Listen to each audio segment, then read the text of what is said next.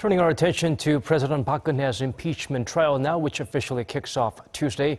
Key figures linked to the scandal will be summoned to testify as witnesses. Song Ji-sun has a preview of the proceedings into the case that will undoubtedly change the landscape of Korean politics.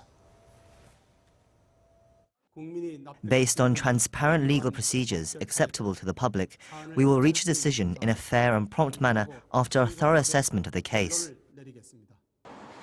The Constitutional Court, holding in its hands the fate of the president and the timing of the next presidential election, has vowed to expedite its review, kicking off 2017 with 2 official hearings in the year's first week. With President Park unlikely to appear at the court's first hearing on Tuesday, the actual pleas will be made at the second hearing on Thursday. The president's closest aides, An Bong-geun and Lee Jae-man, and her personal staff, Lee Young-sun and Yoon Jun-chu, will be summoned as witnesses that day, as requested by lawyers for the National Assembly's impeachment committee. Next Tuesday, President Park's former chief policy aide An Jong-bum and her confidant Choi Soon-sil, the woman at the heart of the scandal, will be called to testify. The legal representatives of the president at the National Assembly will argue over the 5 impeachment categories ranging from power abuse and bribery to breach of right to life and dereliction of duty regarding the 2014 Seoul ferry disaster.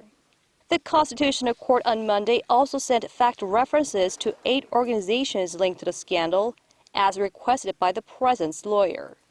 Ahead of the official hearings, President Park held a surprise meeting with the press on Sunday, again claiming her innocence.